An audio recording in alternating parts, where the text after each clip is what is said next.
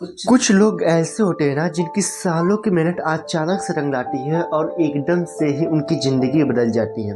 आज मैं बात करने वाला हूँ ऐसे 3 लोगों की जिनकी सालों की मेहनत ने रातों रात उन्हें करोड़पति बना दिया। जय हिंद दोस्तों, ये कहानी है एक चाय वाले, एक कचरे वाले और एक सॉफ्टवेयर इंजीनियर की। पहली कहानी एक चाय वाले की। मुंबई के लोकल स्टेशन के बाहर एक लड़का हर रोज चाय बेचा करता था। उसकी रोजमर्रा की जिंदगी थी सुबह 5 बजे उठना, स्टोव जलाना, दूध उबालना और ट्रेन से उतरने वाले लोगों को कटिंग चाय देना। आरो हमेशा ही एक बड़ा इंसान बनना चाहता था। ट्रेन की भीड़ में लोग आते जाते रहते थे, लेकिन कोई भी उस आरव वर्मा पे ध्यान नहीं देता था। लेकिन उस भीड़ में आरव अलग था, क्योंकि वो हर ग्राहक के मोबाइल को बड़े ही ध्यान से देखता था। वो हर ग्राहक के मोबाइल में देखता था कि लोग कौन सा ऐप सबसे ज़्यादा यूज कर रहे हैं, किस चीज़ की ज़रूरत है और किससे लोग चिढ़ते हैं। उसकी आंखें उस वक्त स्क्रीन नहीं बल्कि मौके देख रही थी। शाम को दुकान बंद करने के बाद वो पास के साइबर कैफे में जाकर के फ्री में कोडिंग वीडियो देखता था। 3 से 4 महीने में उसने कोडिंग सीख लिया और ऐप डिजाइन करना भी सीख लिया। और फिर एक दिन अचानक उसने एक ऐप बनाया, ट्रेन मी नाउ।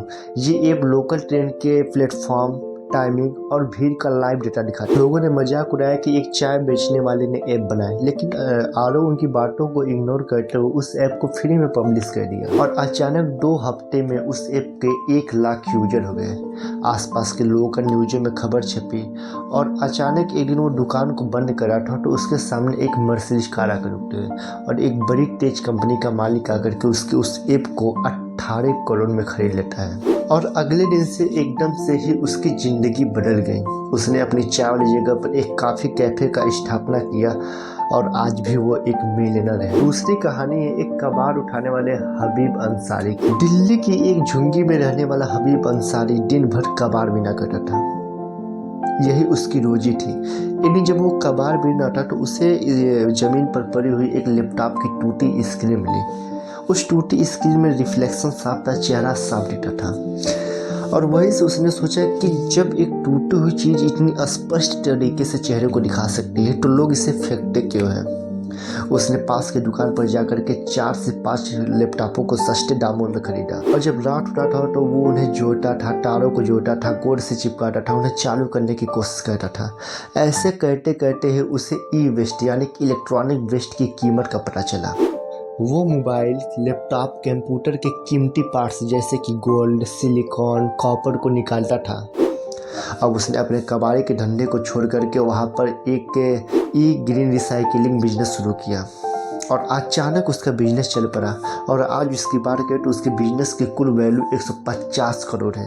आप सोच सकते हैं कि एक कबाड़ी ने जो हमेशा झुंगी में रहता था, कबाड़ बेचता था, आज वो 150 करोड़ का मालिक है और उसकी ज़िंदगी भी एकदम से बदल गई। तीसरी कहानी एक सॉफ्टवेयर इंजीनियर ट्रिशा मेहता की। ट्रिशा मेहता बेंगलुरु के एक छोटे से कंपनी में सॉफ्टवेयर इंजीनियर थी। अच्छी नौकरी और सपनों से भरी जिंदगी थी, लेकिन 2020 में आई महामारी ने उसकी कंपनी को बंद करवा दिया और उसे सब कुछ छीन लिया। माँ की दवाइयाँ, रूम का किराया, खुद की जरूरत की चीज़ें सब कुछ ठहर गई। उसने शहर में काफ़ी नौकरी ढूंढी, लेकिन हर जगह नॉट हायरिंग का बोर्ड दिखा।